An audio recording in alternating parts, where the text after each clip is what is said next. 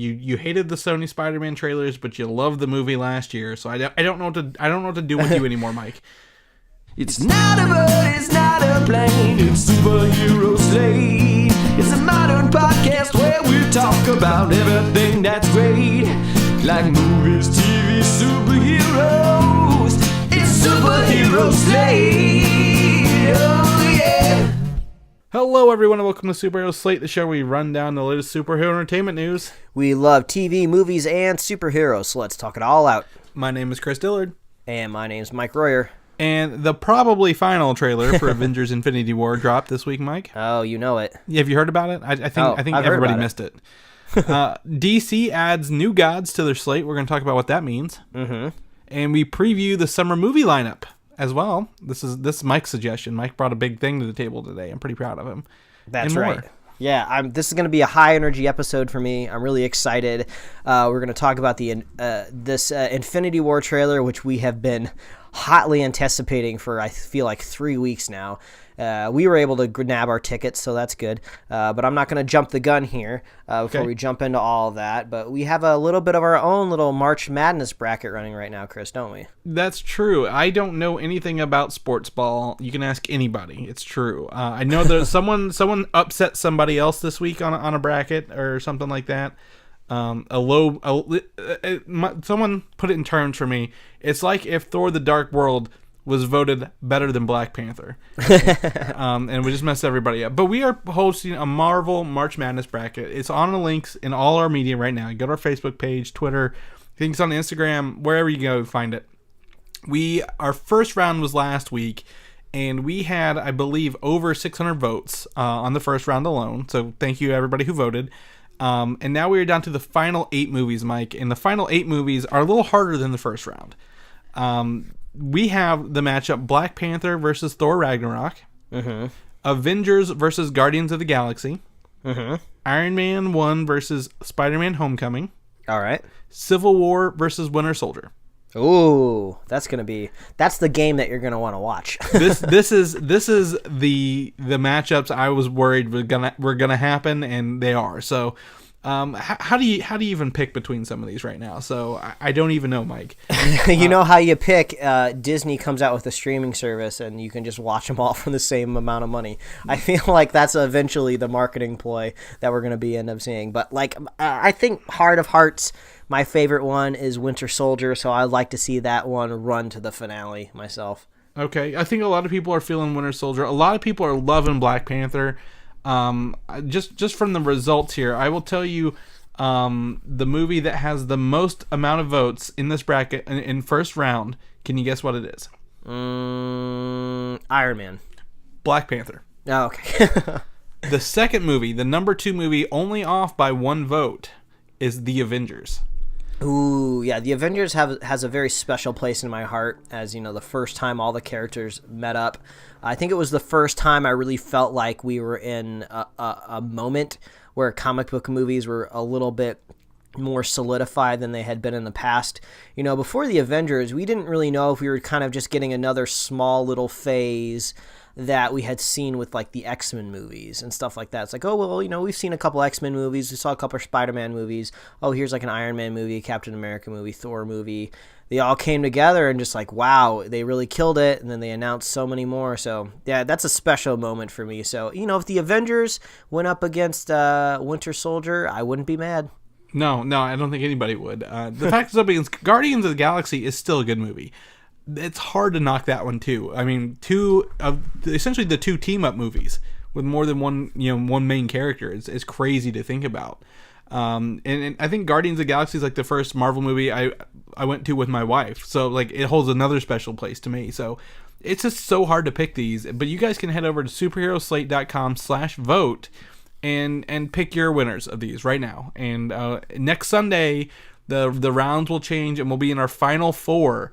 And by the end of this month, we will pick one winner. Only one movie can stand above the rest, Mike. So I'm excited to see what that is. Are you? Oh, you know, man. You know it. I know. Yeah, you're excited. I'm trying to keep the high energy on, Mike. Okay. High energy. High energy. But other than that, I mean, I don't have anything else to drop before we get into this, Mike. Because let's do it. Because this is the week. This is the week we've been speculating and thinking about for months. I mean, this is when the Avengers Infinity War, the first, I guess, the second trailer, but like the biggest trailer, I think, it has been released to the public. And how many times have you watched it in the past 3 days? Oh, I've seen it many, many times. I've watched it on different screen resolutions, different sizes, at different times during the day, early in the mornings and the evenings. I think the big reason why this trailer was a big deal for me personally was I dropped the ball on getting my Last Jedi tickets on time. So I really wanted to make sure I got my tickets on time for this one. And that's another reason why this trailer was very hotly expected, because when we knew when this trailer was going to drop, we'd be able to nab our tickets. And we've been talking about this opening weekend box office push for this movie for the last couple weeks now. So I had a feeling that if I didn't get my tickets as quickly as I could, it might be an issue. So this trailer ended up dropping at 6 a.m. For me on the Pacific Coast. It dropped at 9 a.m. for you. Mm-hmm. So you were a little bit more awake and agile when the tickets went on sale. I was groggy. I even rolled out of bed late. I just happened to be up earlier than I usually get up. So I just kind of crawled to a computer. I was like, where's the closest computer? I need these tickets. And I even bought the tickets before I even watched the trailer because my wife was still sleeping. I wanted to put the trailer up on the TV and make it big and loud. It was like way too early for any of that. So I was struggling out here on the West Coast, man, but I got my tickets. Luckily, it was early on the West Coast, so I didn't have to battle too much, but I've heard that it's already broken a record for opening night. I think it's beaten Black Panther for opening night already with pre-sales. Yeah, it's hard to track down where all these numbers and stuff are coming from on the first weekend, but it is by far, I know for a fact right now, I'm looking at my seating chart for the theater I bought my tickets at, because I did the same thing you did. I saw the link for tickets before the trailer, so I was like, I'm not going to wait 3 minutes to buy my tickets. I'm going straight for the tickets, because I had to buy me and my wife and 2 listeners of the show, John Myers, Jason Ambrositis, both have helped me co-host before, so I had to get 4 tickets, and I'm like, I'm not risking this, and I got my perfect 4 seats. I got the 4 I wanted. Reserve seating, IMAX 2D, not even 3D. Whoa. That's the beauty of this. Oh, man, I'm jealous. Because the whole movie has been filmed in IMAX, Mike. This isn't just a scene in IMAX. The whole film. It's unprecedented. So I was really excited. I jumped on it. I bought them. Someone gave me an AMC card for my birthday, so I was able to use that as well. It was just, it was the best 9 o'clock surprise I've ever had. And I was thankful that you were awake at 6, because did you set an alarm specifically for this? Because we talked about it the night before. I'm like, no, you got to get up and do this. So. No, it felt a little bit like Christmas morning. I knew my internal clock was just going to get me up in time. So I just woke up, I looked at my alarm, I was like, it's not going to go off for 45 more minutes. Whatever, I'm just going to get up now. I got to get these tickets. So I'm glad we secured our tickets. We'll be ready to go. I can't say for certain how much money this movie will make at the end of its run, but I think with a very high level of certainty, I can say this might break opening weekend records. Just because it's the summer, you want to cram as much as you can into that first weekend before competition like Deadpool 2 rolls around. So we know Black Panther didn't have as much competition out there, so it was able to rake up a lot of money. So I think this is just going to be a huge punch into the face with the Infinity Gauntlet on opening weekend.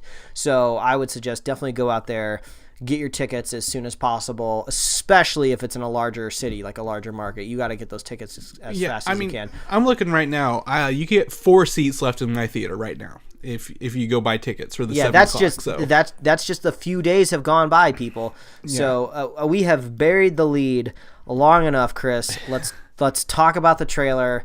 Talk about our favorite moments. I'm just going to go ahead and say my favorite moment by far is Captain America freaking each hand holding a finger on the Infinity Gauntlet. It was just an amazing moment. Just seeing him finally just putting his force up against Thanos, and then Thanos has that look on his face that I actually didn't catch at first because I was so engulfed in everything that was happening. I didn't realize until I watched it 2 or 3 more times that he had this weird confused smirk on his face, oh, how is this little human pushing back against me? That's why I love Cap so much. He's just he's just always going to be there to just get the job done. I don't think he's necessarily going to beat Thanos up in that specific scene, wherever that happens in this movie. Maybe that scene's totally manufactured just for the trailer. We're actually not going to get it in the movie. But man, I cannot wait to see Cap punch Thanos in the face, whether it's effective or not. Like, oh, I love that Boy Scout. Well, I tell you what, that scene is a mixed emotions for me, because one, it ruins my theory that Thanos doesn't make it to Earth, because obviously that proves Thanos is there in Wakanda during this final battle, and I was like, well, damn. But at the same time, that's when I started like getting those fanboy quivers where I'm like, oh my gosh, this is amazing kind of thing, like, where your fist shake a little bit. You're like, oh my god, I can't believe we're seeing this for real. So I agree, that's a huge moment. I think for me, it's a mixture of things. Seeing all these characters together, the Star-Lord telling Tony Stark, like, that's a dumb plan. Let me work on my plan, which is smarter. And like seeing that, like Iron Man and Spider-Man looking at Peter Quill's like, what's going on here? You're gonna tell Tony Stark he's dumb, kind of thing. I don't know. It's just there's so much in this trailer. It's hard to unpack it all. But the ending scene, like I don't know if I like or don't like that they end the trailer with Spider-Man, much like they did Civil War, because it's got a. It's like, oh, we're going by code names. You're Doctor Strange. Oh, well, then I'm Spider-Man, and then he's like swinging through the debris. But I know what it is. It's Gamora, baby Gamora with Thanos on her home planet. Yeah, that was a pretty pivotal moment to show. I think Thanos. I think it's going to be interesting to see how we kind of craft him as a character and not just this ominous villain that we've been seeing. So he says that he's not really there to destroy Earth and get the Infinity Stone. He's there to just bring balance, and he actually says in the thing, he says, "I hope you survive." So it seems like I hope they remember you. Yeah, and then I thought he says like, "I hope you make it too," or something like that. It seems like he wants to get this Infinity Gauntlet. He wants to snap his fingers, and he wants to destroy half of all of the universe to bring balance to it. And, you know, who lives and who dies, I guess, is not up to him exactly in his mind. He's just trying to pare the universe down to a more manageable size or something like that. Maybe almost along the lines of kind of what Ego wanted to do, where he just wanted to totally take over the universe. So, and since we get to see baby Gamora, maybe we get to see a little bit of the past of Thanos. There's a lot of stories out there that kind of shows Thanos' origin. There's a more recent one, I think, called Thanos Rising from a few years ago that I read that was pretty good. So I don't know if we're gonna get that much backstory on him, but I just really hope he's really captivating when he's on screen, because he's a big CG character. His Dark Order are big CG characters, which we got to see. Ebony Maw with those freaking daggers on Doctor Strange's face. Wow, that was a visual for sure. Yeah, it was. And I think if you look closely, those are the same kind of glass daggers that Caecilius used in Doctor Strange. So maybe using his own magic against him a little bit. I think a little Easter egg for me is actually during that Gamora Child Thanos scene, the soldiers around Gamora's people are Chitauri, actually. If you look at it. Oh, okay. So we might get to see how Thanos maybe built the Chitauri or got the Chitauri under control to begin with. And you know, seeing him, he actually has his armor on in a few of these scenes. A lot of people were concerned we just get the bald, you know, open-headed Thanos, but he does have on different armor in a couple of these scenes. So we get to see him do that. He crushes the Tesseract in his fist. Man, like this is just, there's so much going on in this trailer. Like, all these scenes we could see them. Like you said, they could be manufactured for the trailer. There could be stuff edited out of a couple of the scenes. I think Thor looks like he's recreating his new hammer for this movie. May have edited a couple things out of those scenes to do that. But we are missing one pivotal moment in this trailer that has gone on to become a hashtag, which is, where is the Soul Stone? They seem to be making this a moment that they really want the audience to start trying to figure out. I don't know if it's going to be a reveal at the end of the movie. Obviously, it's going to be the one last stone that Thanos is going to need. So is that being hidden in Wakanda, or was it somewhere else and they take it to Wakanda? There's a lot of questions out there that I'm asking in my head that I don't want to think about too much because I don't want to answer them. I'd love them to be answered on the screen when I'm watching the movie. So I'm trying not to think too hard about it. I'm just trying to think about the fun moments, because I think that's what this moment is. That's what this movie is going to be for me. It's going to be the moments. I can't wait to see the moment when Star-Lord finally comes back to Earth. I can't wait to see the moment where Rocket gets to meet Iron Man. I can't wait to see the moment when Thor finally returns to Midgard and gets to see his old friends and try to like maybe repair their lost friendship. I rewatched the Thor Daryl roommate scene, and he's just like, oh, I've heard Iron Man and Captain America are having a little bit of a spat, so I'm going to send them an electronic message. And then it made me think, well, yeah, what is Thor going to think when he comes back to Earth and he sees his, like, basically his two friends, fighting in front of him? Is he just like going to throw down a battle axe and just be like, hey, knock it off, you're friends, I'm going to talk some sense into you because I'm the only guy that can beat both of you up that's not crazy like the Hulk. So, I'm really looking forward to, like, those moments. I want to see Spider-Man get to kind of officially meet Captain America without him trying to get punched in the face. So there's all these little things that I can't wait to see. I can't wait for Thanos to finally, like, land on Earth, and what's going to happen when Gamora gets to see Thanos. So there's so many things I can't wait to unfold that, like, I feel like this movie is going to have a lot of rewatchability because I'm just going to want to experience those things again and go see this in the theater. So yeah. Who would have thought that we would be excited about this trailer, huh? Yeah, it's really a surprise. Who would have thought? No, but I mean, it's such a huge thing to deliver as well. I mean, the anticipation for this movie is so high, it's through the roof. It's like the first Avengers, like, can they do it? Can they pull it off and do it well? And I mean, we're not fanboys here, but we have good faith in the Russo brothers because Winter Soldier and Civil War are up there in our books. So yeah, I mean, it's hard to fault them for that. And both of those movies, they kept adding more characters and still doing well. So I don't know what to do, except I know what I'm not going to do, Mike. I'm not going to buy the tickets to the 31-hour marathon oh my God. Some theaters are doing. And when I said 31-hour marathon, I'm like, well, there's 18 movies, and they're all over 2 hours. How's this going on? We found a list of them, and apparently they're doing all the movies, but, like, skipping the sequels, except for Civil War. So I thought that was really weird that they would do that. Yeah, like, I feel like if you're going to commit 31 hours to a marathon, like, those kind of people, I think they're going to be okay adding a couple more hours onto it to officially do the whole run of the movie. Because these people that go to these marathons, they're not doing it to catch up, to make sure that they have all of the story points fresh in their head when they see the new movie. They're doing it for the fandom. They're doing it for the fun and excitement. They're doing it for the bragging rights of saying that they did it. So just add all of it onto there and actually give them, like, a big thing to achieve. So I think there's actually even another pared down version that Cinemark is doing. I think the 31 hours AMC, and then Cinemark is doing one that's a lot shorter, but then they just randomly aren't showing, like, some of the best ones. Like, you can't even see the Winter Soldier in that marathon. So it's just like, well, what's the point? That's like one of the best MCU movies. So yeah, me and you sat down for an Iron Man 3 marathon once inside of a theater, and it was like, what, 4 movies? And we were like, that is too much. That is too many to sit through. It was, and that's kind of why I've been watching. Everyone's like, oh, I got to roll up my sleeves for this. That's why I've been watching them one a week, so we don't have to cram them in right before the big one. So, or if you have a podcast and you talk about this stuff for hours every single week, it's always fresh in your head. It's always right there.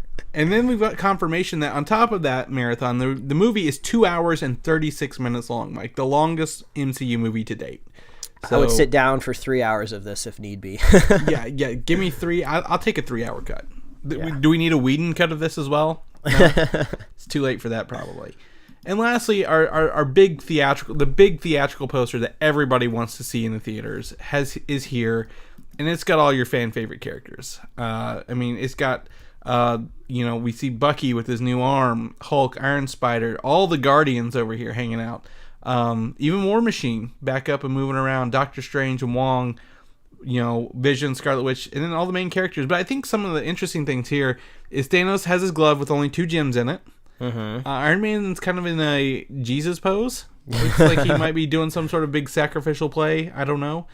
And the Black Widow front and center, actually. So I don't know. I think it's a cool poster. I mean, it's not huge, but I mean it's fine by me. I like it. Are you gonna print it off and put it on your wall, man? Oh, you know it. You know I am. If I can get a good textless version, I'll put it as my foam background, my wallpaper. So I don't know. I like it. I mean, if I can get a good print of this, I put it up there. It's not the San Diego Comic-Con poster. That thing is beautiful, but I mean, if we have to get a movie poster, this one looks pretty good to me. So, any thoughts on that poster, Mike? Looks great, man. I'm just counting down the days. Is it time yet for this movie? Well, we're getting there. We're getting there. I think the little like 5 weeks, 6 weeks. So we'll figure it out. Captain Marvel is around the corner as well, and she may not be in Infinity War. She may be in Infinity War, Mike. There are conflicting reports this week, but the Russo brothers said they are glad to introduce Captain Marvel, which makes me think maybe a post-credit scene. Oh yeah, I think we've kind of theorized post-credit scene for a while now, ever since we got those set photos of her in that green suit.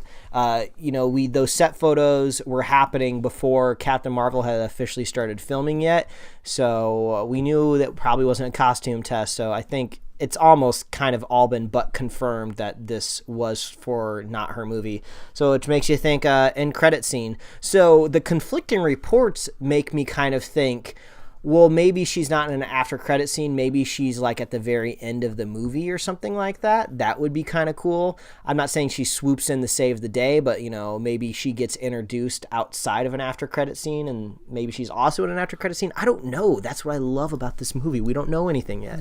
I think they're just gonna mess with us until we get to the movie, because that's what I want to know. Like, I found out that only for Infinity War, only Benedict Cumberbatch has read the entire script. He's the only one. Wow.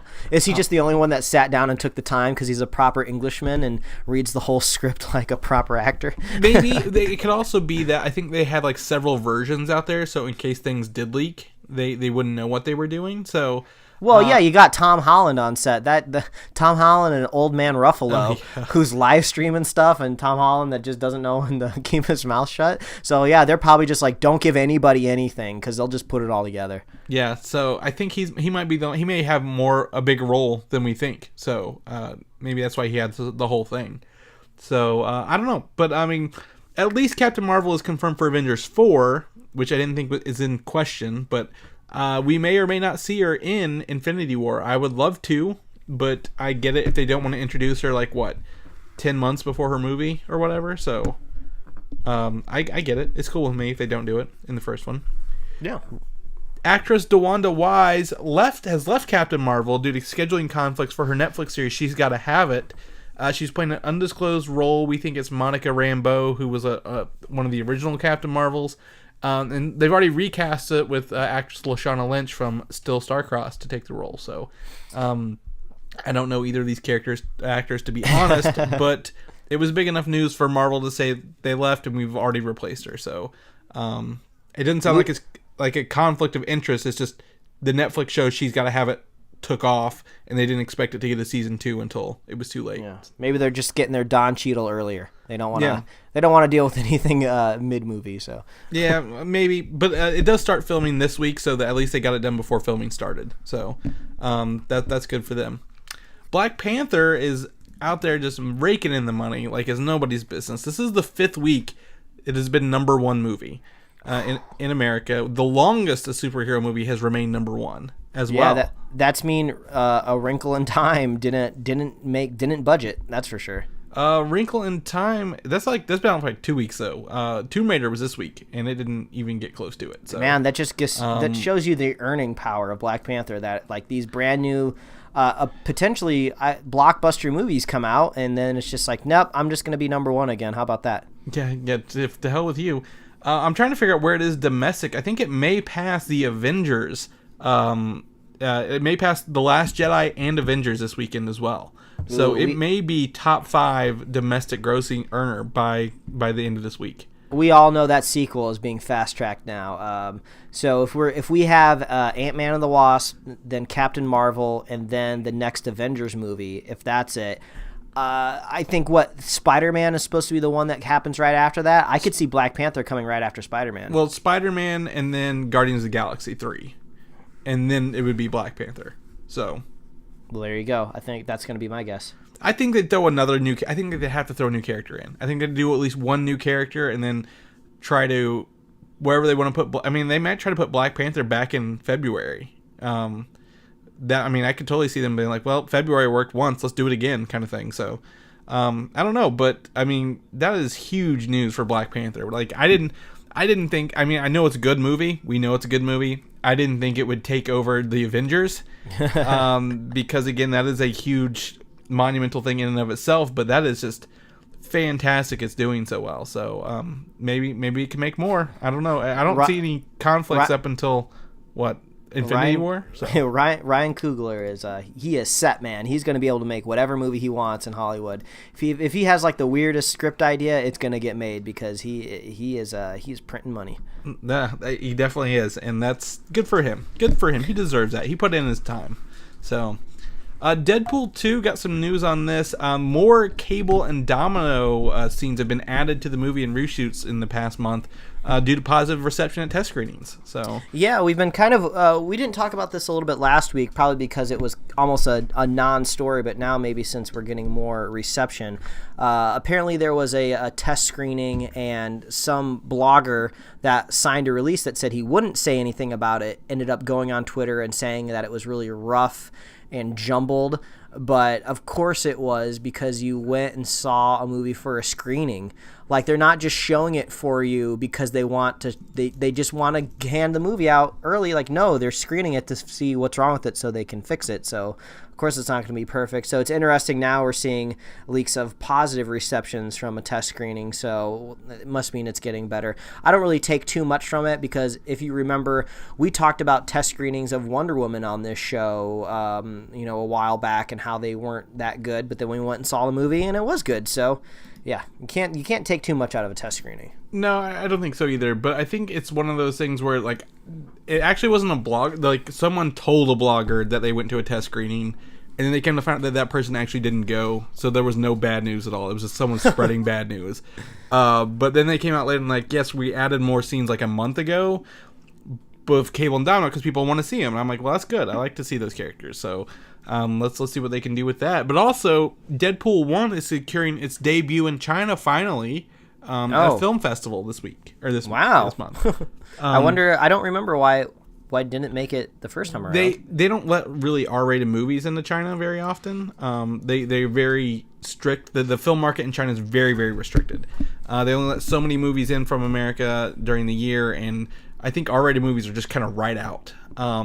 But because this is a film festival, they can finally get it there. They secured it in its unedited form. They're not going to take anything out, so people can go to this film festival during this month. It's a couple of weeks at the end of this month, I think, and see Deadpool 1, which may mean they could be securing Deadpool 2 for screening over there sooner than later. Oh, so. Well, good job, China. You're gonna get one of my favorite movies from, what was that, 2016? That movie came out.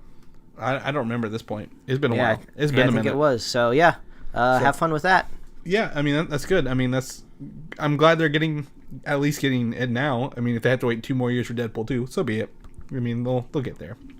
But that also means, we've talked about Avengers, Infinity War, and Deadpool 2, but these are summer movies we're talking about right now. That's right, Chris. And you happen to think that summer is changing a little bit, because we've seen Infinity War move up a week to April 27th. But let's go through these summer movies. Like, let's talk about them. Like, what do you think of the summer movie preview lineup we got right now? All right, Chris. Well, I have compiled a list of what are, I would say, arguably the movies of summer 2018. So this is a big deal for me because I've always really enjoyed the summer movie season, and it's been more of a definitive definition in the past. I would say maybe 4 or 5 years ago, summer movies really were the big time of the year where you saw your big blockbusters. Maybe you would get 1, possibly 2 blockbusters, maybe around Christmas time. Usually a blockbuster for a family thing, and then maybe like a Star Wars or an Avatar or something like that. So now these movies are going everywhere, so we're kind of losing the rough structure of what summer is. So I'm just gonna read this list really quickly, and then I'm gonna let you know when the first day of summer officially starts and the last day of summer officially starts or ends, or however you want to put it, based on just like the calendar definition of summer. So I'm going to read them really quickly. So we got Infinity War, Deadpool 2, Solo, A Star Wars Story, Ocean's 8, Incredibles 2, and then, bam, first day of summer, now we go into Jurassic World, Luke Cage Season 2, which is not a movie, but we put it on the list because it's Netflix and it's Marvel. We have Sicario 2, The First Purge, we got Ant-Man, Hotel Transylvania, Skyscraper, Mission Impossible, Teen Titans Go, Christopher Robin, Slender Man, The Predator, bam, official last day of summer, and then I would say Venom coming in on October 5th. Kind of being the straggler, but kind of attached to the very end of summer. Because I feel like that's what we usually see at the end of the summer. We kind of see some of these action flicks that maybe what might be lost in the bigger months. So they kind of tack it right on there at the very end in that kind of awkward zone of not summer, but not winter quite yet. So I would say unofficially, for me, the summer movie season is going to start with the Avengers Infinity War, because usually I would say a big movie kicks it off, and Avengers is going to be that movie for sure. So you don't put that movie out and then say summer hasn't started yet. So Infinity War is going to start it, and then I would say Venom would probably cap it off, because when we talked about summer movies in the past, we kind of put Kingsman as our last movie of the summer, and I believe that was an October release as well. So the summer movie season is looking pretty long. I mean, from April to October, I mean, that's like half a year there. So the summer movie season is definitely getting bloated. It's starting to extend. I mean, Black Panther, we just talked about how big of a moneymaker that is. That would make just as much, maybe more money in the summer. So the calendar year is becoming more and more sporadic when it comes to these movies. So is that kind of taking away from the overall anticipation of summer? I mean, we're both adults. We're outside of normal school schedules anymore. So summer doesn't really mean as much as to us as it used to. So I feel like a lot of the summer movie nostalgia for us might be quickly fading.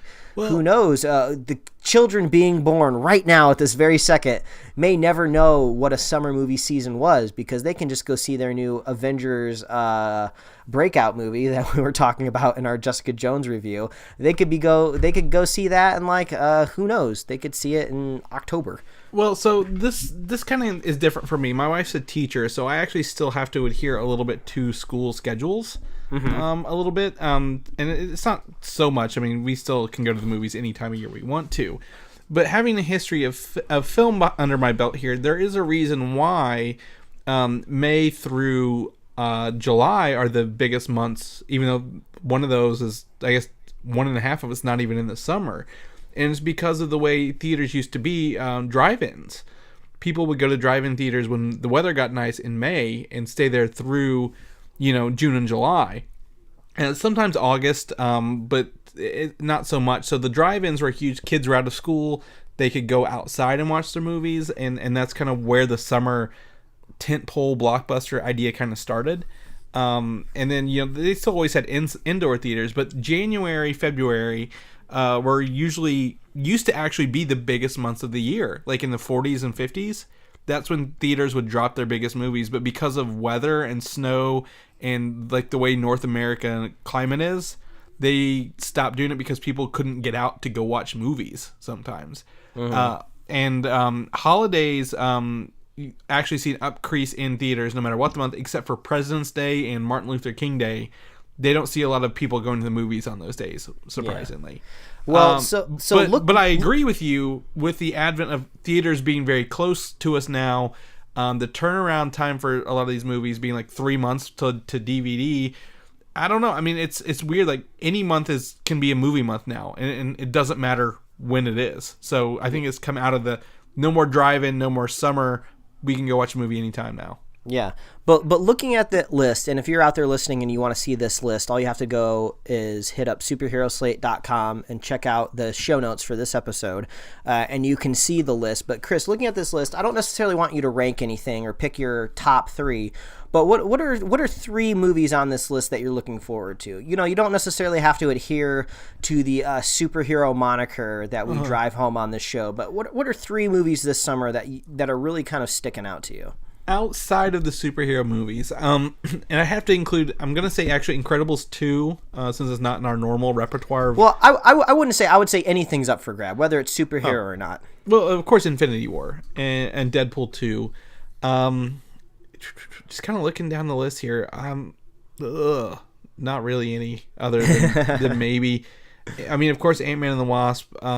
Mission Impossible is probably the only non-superhero one that sticks out to me out of any of these. I don't even... I might get chastised for this, but I don't even care about Jurassic World: The Fallen Kingdom. Like, I'm not as hyped for that one as I was the first one, I guess. So. Well, I don't think anyone's going to chastise you for that, but it'll be interesting to see how Fallen Kingdom performs, just because, as we all know, Jurassic World was such a big box office earner when it stomped back onto the scenes after kind of bringing dinosaurs back from the dead yet again from the movies. So I'm curious to see how that's going to perform. You know, it has a household face in it, you know, now Chris Pratt, you know, who's going to be in Avengers Infinity War just a few weeks before that. So I don't know, I have this special place in my heart for which I don't think you're going to expect, but I kind of want to see this Christopher Robin movie. I have this soft spot for Winnie the Pooh, and just seeing him on screen in that trailer with that kind of like tattered real life look, and he's just being sweet to Christopher Robin, touching his face, saying he sees some wrinkles now. It's just like, huh, this is so sweet. So I kind of want to see the Christopher Robin movie, which is something I didn't think I would be saying, but that looks kind of fun. Well, I mean, I agree with you. I mean, that's a Disney movie, of course. So I mean, it's got, you know, Haley Atwell, who plays Peggy Carter, and Ewan McGregor in it. So I mean, I think that one's that's a safe bet. I've not seen a lot of trailers for a lot of these, so that's maybe why I'm not as excited. But I probably wouldn't go out of my way to watch a lot of them anyway. I missed the first two Hotel Transylvanias, so can't say I'm going to jump right to the third one. Yeah, I'm not surprised you missed that. I think the biggest loser out of this list, which I guess feels kind of a rude to say biggest loser, but we're going to be talking about this here in the moment, is Teen Titans Go to the movies.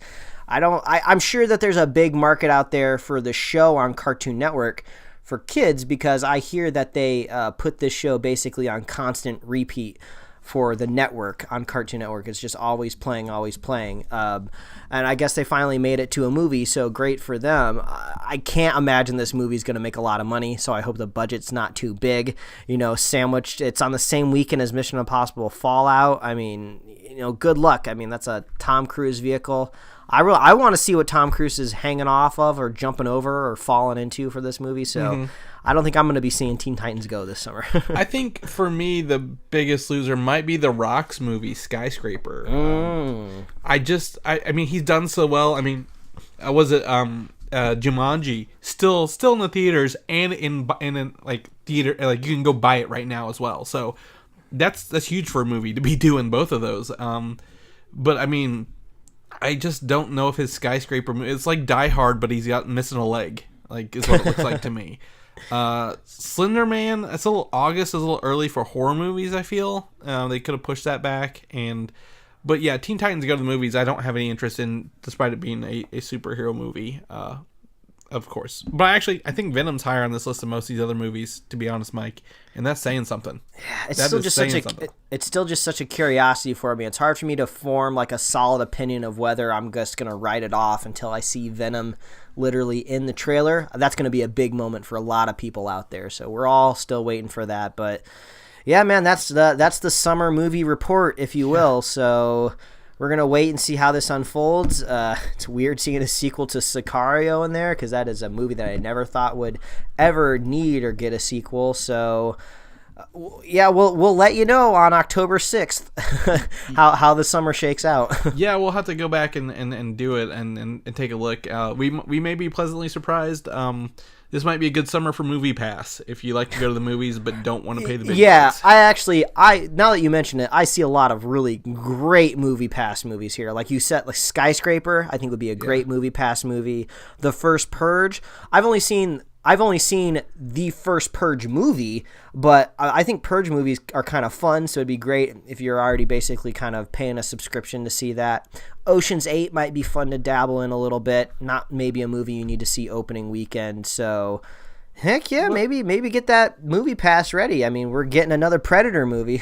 Well, I mean, I think you're missing a couple. I think was it Pacific Rim 2's next week? Yes, I thought that was maybe just a little too outside of summer, in my opinion. So I had to cut off something. Just unfortunately, some things weren't going to make the cut. I mean, I agree, but I think Pacific Rim 2 and Ready Player One are both what I would consider tentpole films. You have a Pacific Rim, a John Boyega led big, when I think crazy action and just monsters and robots, I think summer movie, not March movie. Yeah. See, that's a fun conversation to have, because that is true. I would say those are big, high budget movies with big stars in them attached to equally big director for Ready Player One. Yeah. So if you keep stacking those movies in front of the summer, are we awkwardly pulling the summer closer and closer to March? How many people think of the month of March and ever conceive of that as summer?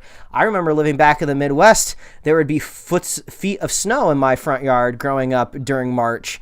So it's really hard for me to wrap my head around that could ever be summer, Well, I think the fact that you call it summer is on you and not the indication of the box office. I just think that movies are no longer strict, like big budget movies / tentpoles are no longer limited to a 3-month window. Exactly, but as you said, as the origin of the summer movie season is very much rooted in the weather of driving theaters and going out there. So to the core of what summer movies are to me, it's all about the nice weather. It's not being out of school. It's a very condensed amount of time. You only have so many months off of school where you're able to run around and act a fool and go see movies.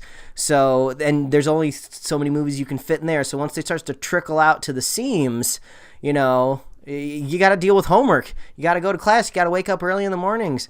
Well, I mean that may be true for kids, but I mean I don't know how many of these are R-rated that those kids wouldn't even go to begin with. Oh, they'll sneak in. That's the whole point about being a kid. I'm going to go by legally here. They might not see the first Purge. They can't see Deadpool 2.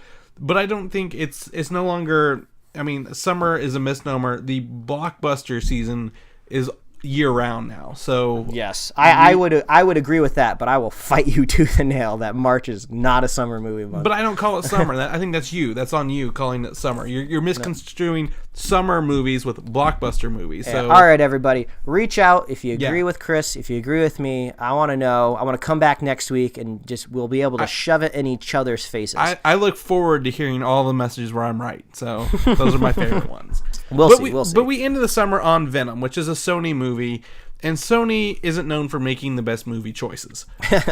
That's why the best movie choice they made was to give the control over to Marvel, a different studio. Exactly. And Sony last week has postponed their Silver and Black movie, but are moving ahead with the movie Nightwatch, which we reported on several months ago. Do you remember the Nightwatch movie we talked about here? Because I don't expect anybody, except maybe like 3 people to know this. No, we were talking before we started recording on the mic. I was like, Chris, what is Nightwatch? And you're like, we've talked about this before. And I was like, no, we haven't. So Nightwatch is a Marvel character who appeared in the comic books Web of Spider-Man in the early 90s. And he essentially creates a suit that's like Spawn. And he even looks like Spawn. He has like these black mask and these white things around his eyes, and like it looks. Google Nightwatch Marvel, and you're gonna see what looks like Spawn. I think there might even been like some sort of lawsuit over how much he looked like him. Yeah, I would assume, without knowing any more information, this could have been back in the time. Comic books did this all the time, where they competed with each other over characters. If this independent comic label is coming out with a Spawn and everybody's really loving it, we got to make that character too, because we got to make sure we retain those readers. So when I think about this, that's where my head goes. Yeah, so Nightwatch is this person. He has a suit as like cloaking devices, and it's like very, very high-tech suit. And I don't know, some weird time travel is involved. Like, he gets the suit because he saw the older version of himself die in it, so then he gets to put it on. It's like watching 12 Monkeys, I guess. But the Spider-Man spin-off, in quotes here, Nightwatch, is moving forward with Spike Lee at the helm. So I don't think I would ever think Spike Lee whenever I think of comic book movies. Yeah, I mean, Spike Lee has a really strong directing past for, movies like Malcolm X, Do the Right Thing, She's Gotta Have It, Jungle Fever. As you can tell, I'm looking at his IMDb page right now because I haven't seen any of these movies, just because when all these movies came out, I was just like a kid, and these were like cutting edge movies from like a very strong, prominent, filmmaker that, just was beyond me as a little kid. So I can't say whether or not Spike Lee could or could not adapt this. I think it just comes back to the question that we ask all the time with these Sony movies is, does it even need to be made? I don't care if George Lucas came out of retirement and decided to mess around, or if Steven Spielberg decided to get into the superhero race with this. It's just like, I don't think we need this Nightwatch movie. I'd rather have like a Ben Reilly movie or something like that, like a Scarlet Spider. Make like, it basically gives you a chance to make a Spider-Man movie where you don't have to follow any of like the Spider-Man rules. You can just have this badass like dark Spider-Man that just like punches mofos in the face. So where I'm getting from this is most studios see a successful movie and pull the wrong lessons right out of it. Okay.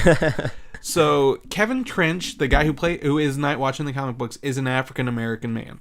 Mm-hmm. What movie has been number one for 5 weeks straight? Oh, I see where you're going. Why would Sony all of a sudden, after killing Silver and Black, decide to continue forward with a movie starring a prominent African American man in a superpowered suit?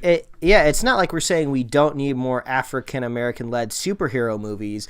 But the reason Black Panther was so great was because it was just such a great movie. And it was awesome that cast was amazing. It didn't really matter what the nationality of them was. So, yeah, I agree. They're taking the wrong lessons. They're just like, oh, are we going to go ahead and make it rated R too? Because Deadpool made a lot of money and that was rated R. So, yeah, it feels like they're doing it at the wrong time for the wrong reasons, not because they have a good story or a good character behind it. So yeah, exactly. I mean, let's just pick a different like African American superhero, something that maybe deems more worthy development, if you want to put that on the screen. And this character has like a mask on the whole time, so it's like you're not even going to see that. If that's as dumb as the studio's thinking, shouldn't they think like, oh, don't we need to see his face more or something like that? I don't know. He just seems like a Spawn knockoff. I don't know if there's any diehard Nightwatch fans out there, but just talking specifically about the hero of Nightwatch, just reach out to me and let me know. Is it just a Spawn knockoff? Should I just be more excited for the Spawn movie that Blumhouse is making, that is kind of taking this kind of new, kind of cutting edge approach to making movies and kind of telling this Spawn story? I'm more looking forward to the Spawn movie than I am Nightwatch. Well, even the original Spawn movie was played by Michael J. White, who was gone to play Black Dynamite. So, I mean, I'm seeing too many parallels here for me to feel comfortable with Sony's decision on this movie, Spike Lee or not. So, I don't know. We're gonna play this by ear and see what happens, but we're not feeling it. We're not feeling it, dog. Thumbs down. Teen Titans Go to the Movie is going to be Mike's new favorite movie of the year. I'm calling it right now. It's going to surprise him. He's going to love it, and he's going to come back later in the year and be like, man, it's so great. Don't know why I didn't look forward to it. Because Nicolas Cage will finally get to play Superman in this movie when he voices the character of Superman. Yeah, so if you're not familiar with this, back in the past, Tim Burton was developing a Superman movie. And he was going to cast Nick Cage as our Kal-El, as our Superman. And the movie obviously fell through, but some weird costume tests, photos, and videos. They got really far. They were almost about to film this. So there's a whole documentary on this movie. Yeah, there was rumors that it was going to end up being very weird. I mean, it's Tim Burton, so what do you expect? But it never got off. It never made. So now we get to see him reprise his role. Teen Titans Go is a wacky version of a more serious cartoon, I would say, that was made in the past, just called Teen Titans. I guess a lot of people resent Teen Titans Go because it's not its predecessor, but tons of kids are out there watching it because please do not forget that cartoons on Cartoon Network are for kids, it's just a different audience. The show wasn't meant for you, and just because they made a new version of it doesn't mean that they weren't making the other version. I mean, all of these animation studios, they got to sell toys, they got to sell games and apps to kind of recoup all the effort that they're putting into the animation. So anyway, that just goes into, I've never seen Teen Titans Go. So I don't think I'm going to be going to the movies to see it, but the thing is with this, there have been 204 episodes of Teen Titans Go, Mike, in case you were wondering. Okay. They are not slowing down, but these are only 11-minute episodes, which tend to be the new style for cartoons. I think we watch a show called Mickey Mouse. It's like a newer Disney one. They're like 3 to 4 minutes long. Like, they are keeping these short for kids' attention spans. Yeah. So you got a kid who wants to watch superheroes. You put on Teen Titans Go for 200 episodes and just let them roll. But this reminds me a lot of Aqua Teen Hunger Force. They had like 4 seasons and then did a movie of 11-minute episodes, and the movie was okay. It's just a really long episode, but we've not seen a Warner Brothers animated theatrical release in 25 years, and I think the last one was like Mask of the Phantasm. So this must be making them a lot of money, or they must have a very low budget for them to be putting this out in theaters this year, I guess. Yeah. I don't know. This is very strange, but if it's got a huge following of children and children need some movies to go to this summer, like, here you go, I guess. Yeah, there you go. But I feel the fans. Earth's Mightiest Heroes is way better than Avengers Assemble, but they still cancel it and they're still on Avengers Assemble, so I feel you're paying old Teen Titans fans, so you got that going for you. The other thing Mike doesn't know about this week is New Gods. Yeah, I saw news about this News Gods stuff dropping, and I just didn't have the time to look into what it was, so I was like, hey, I'm on a podcast with a co-host that knows everything, so I'll just wait till Sunday, and then he'll just tell me everything I need to know. So the beauty of New Gods is it was actually created and designed by Jack Kirby of Marvel fame for DC. Fun. That's cool. So when Jack Kirby left Marvel, he came over to DC and created the New Gods. The New Gods essentially look a lot like the Celestials and like other cosmic entities in the Marvel universe, like, because his design is very iconic, right? Yeah. And there were 2 planets. One is called New Genesis, and the other one's called Apocalypse. Have you heard of the planet Apocalypse? Yeah. We saw that's where Darkseid comes from. He's the ruler of Apocalypse in that. So he created Darkseid. So in this, the New Genesis is the good people because it's a forest, like lush paradise. And Apocalypse is the fiery, barren land where all the evil people come from. Yeah, now that you're describing it, this is a moment that we do get to explore in the Justice League animated series. I think they take I think the heroes take a boom tube or somehow get transported to this planet that is under kind of a siege between 2 different sides. Yeah, and we've heard about, in the Justice League movie, there was the old gods versus the new gods. And the old gods are like, Zeus and, the traditional gods that we think of. And these are the new gods, the stronger, superpowered people who live on these planets. Some of the characters like Orion and Metron are big in there right now. Again, everyone knows Darkseid. And Mr. Miracle is one of these who has a huge comic book right now that's like taken off by, it's Tom King, who just did the Vision series. It's really good. If you want to. Oh, I've heard that Vision series is great. Yeah, Mr. Miracle is Tom King's new series. So a lot of these characters are still floating around. So this is essentially, if it was to follow the Volume 1 series that Kirby did, because, again, if anyone learns anything about the success of Thor Ragnarok, is obviously the Jack Kirby art and design of it from, right? But Ava DuVernay, who did Selma, which was really good, and A Wrinkle in Time, which I don't know if it's any good or not. I didn't see it. Will be directing this New Gods movie for DC coming up. This is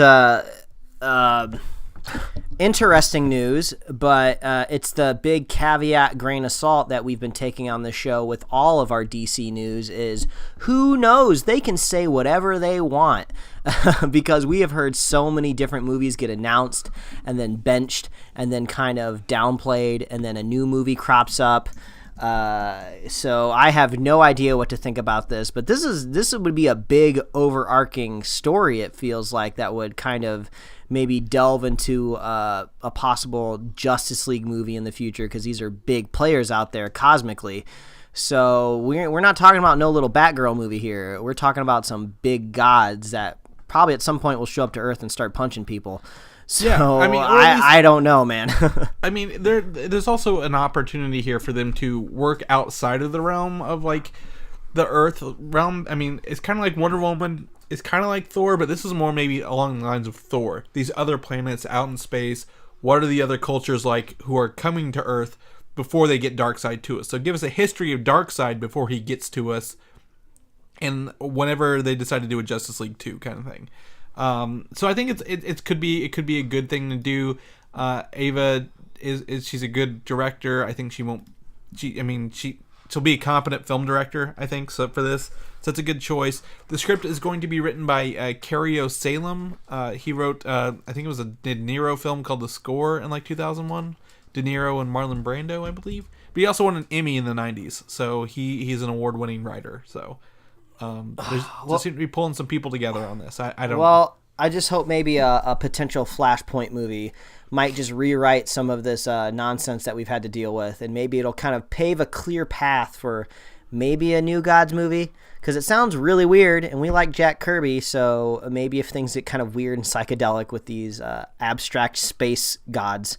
Man, this is some weird news. But also with all we have the new studio boss at DC and the new DC president.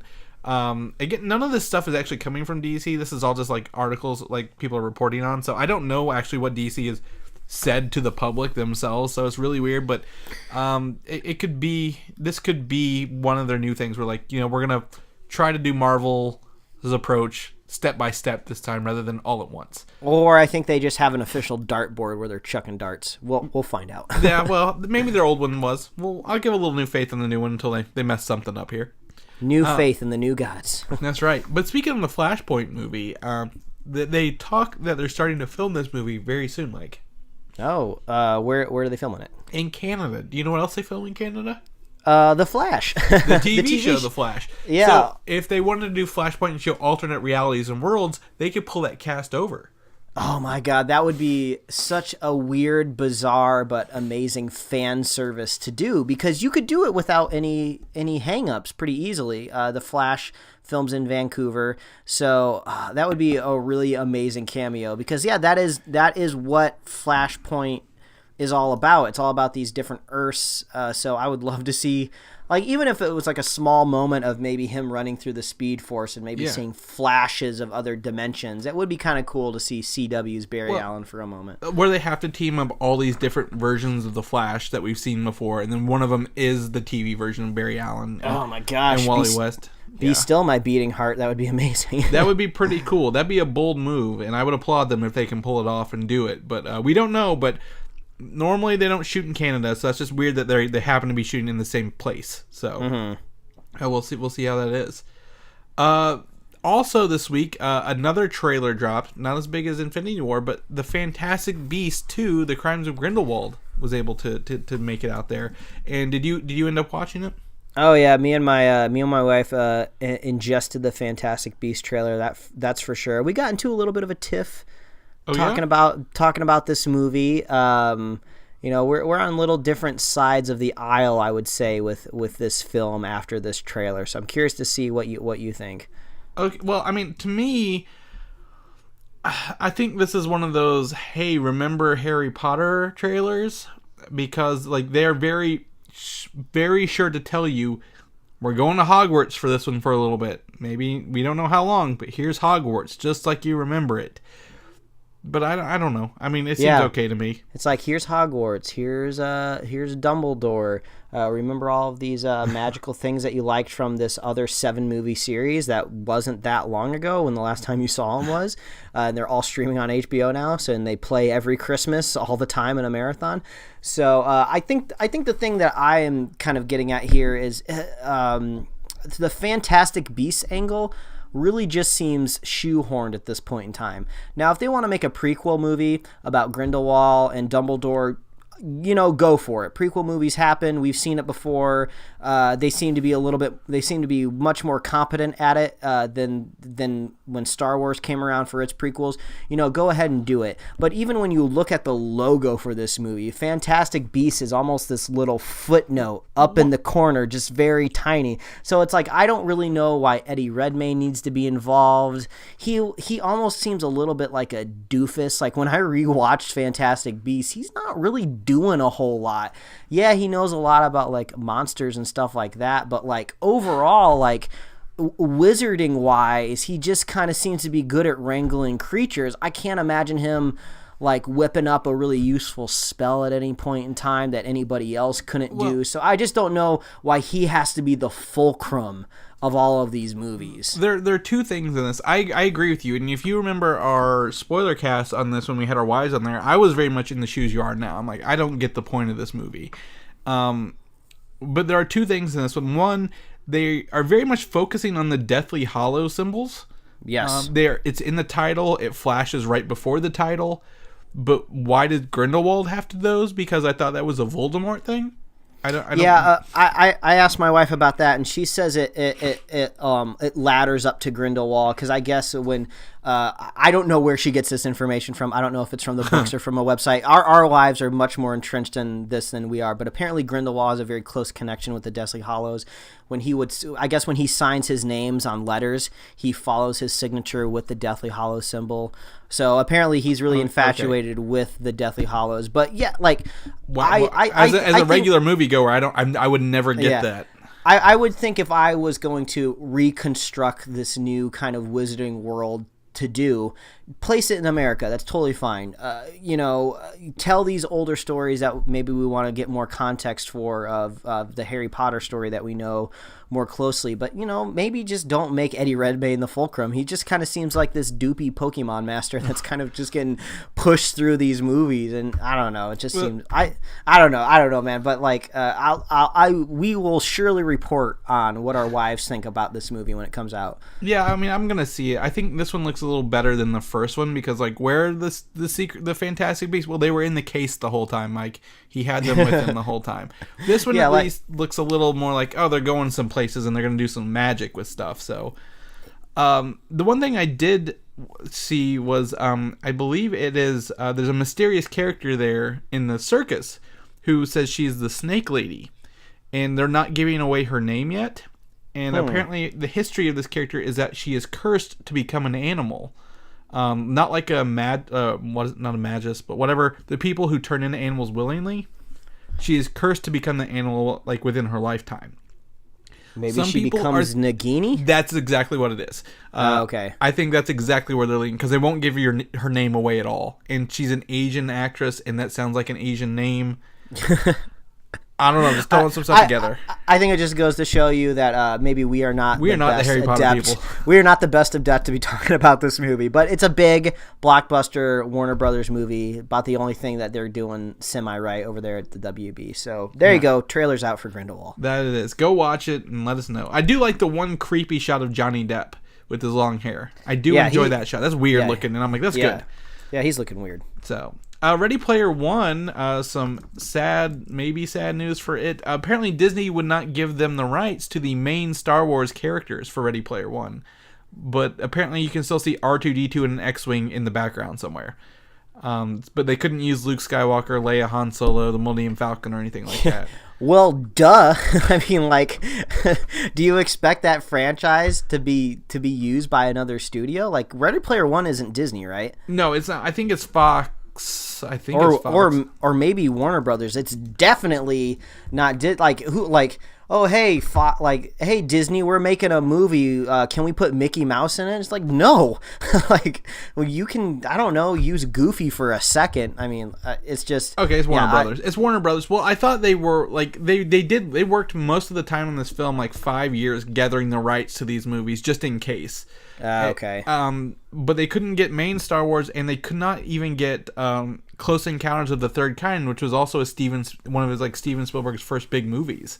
Oh, that's surprising. Yeah, so they couldn't even get some of those movies that Spielberg had a hand in. But I mean, I just feel like I'm gonna be like Captain America in this movie the whole way through. I'm like, yeah, I get that reference.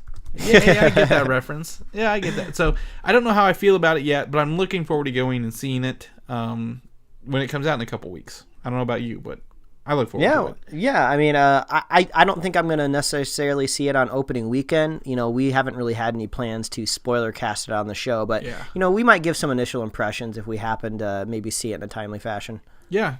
Speaking of movies coming out, I actually looked up the theaters closest to me with D-Box seats, Mike. Ooh. They're called 40. The ones I'm calling, I think, are D-Box, and you have to go see the ones in 40X. They're the same thing, but they just have different names.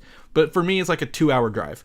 So I might go try to find a way to sneak into a screening of Pacific Rim 2 to watch it if I can get there, because it's next to the IKEA, and I have family in that area, so I might try to make it all into a trip. So yes, to add some anticipation coming up for possibly next week, we may possibly be doing a spoiler cast about the 4DX moving seats experience for Pacific Rim. We're trying to organize it. We're trying to see if it'll work out. So stay tuned. Make sure you're subscribed. Yeah, it's not a hey, I'm gonna go walk down the street and get in one kind of thing for me. So, but I'm really Mike has talked it up so much for this one movie. I'm like, well, if I didn't do it, I'd feel kind of bad. So we might see what it is. Do you like the James Bond movies?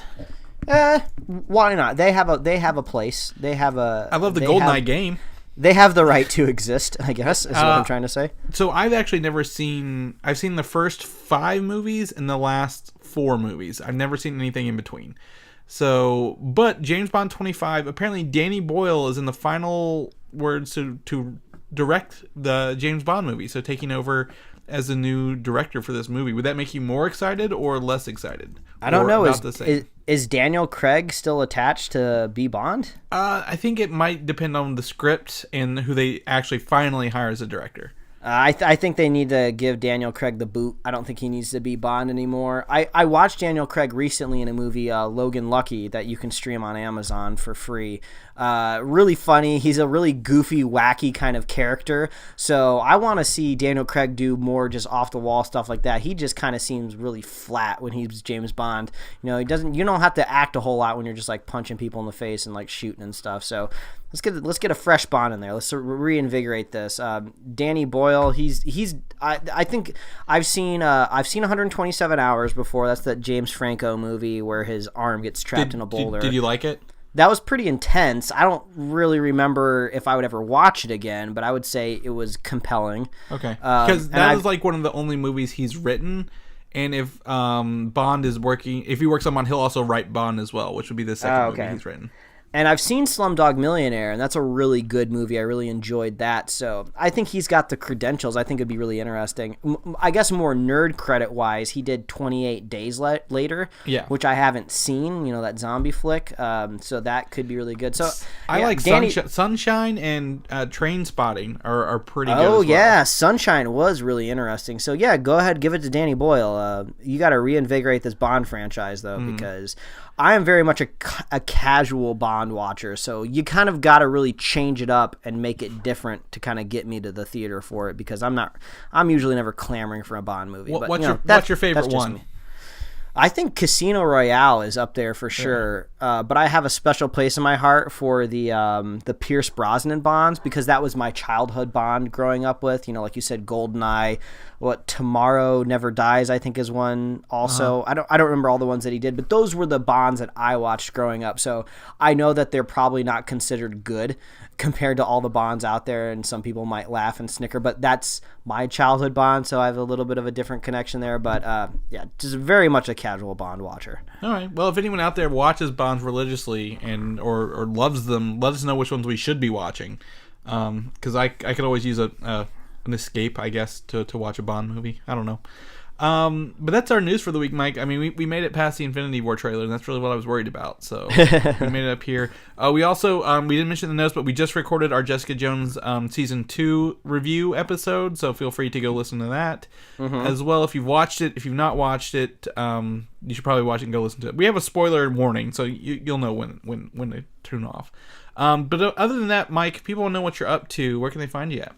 Well, they can follow me at Mike Royer Design on Instagram and Twitter, and you can read my webcomics at pickledcomics.com. Chris, if people want to follow you, see what you're up to out there at conventions, where can they follow you? You can find me on Twitter at Valdan, VALDAN. I'll post stuff from my Instagram on there.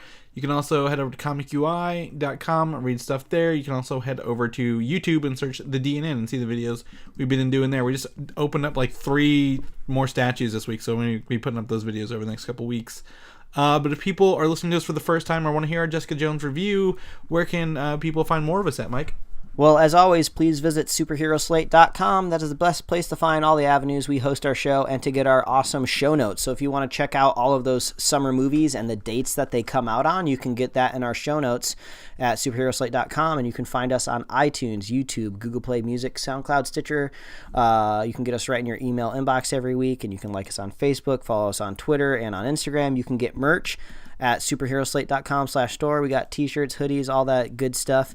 If you're a fan of the show, please consider leaving us a review, dropping us a comment, a like, a retweet, a thumbs up, a heart. I don't know all the different things you can do now. A double tap on Instagram, give us that heart, whatever you want to do. We really love that. We love hearing from you. And if you want to be a super fan of the show, all you got to do is share the show with a friend, share the show with a buddy, and we will be here every week. That's right. And head over to superheroslate.com/vote. Vote on your favorite Marvel movies in the final 8. And here's our shout out for Sean Bowman on YouTube because he wants that shout out. So well, he's just got to listen to the end of the episode. I don't think sometimes he makes it all the way here. I'm gonna leave him hanging, man. Gotta leave him in anticipation. So we'll catch you guys next week. All right, goodbye, everybody. Thanks for listening, and don't forget to subscribe. Something original and snarky right now. Oh, God damn it, Chris.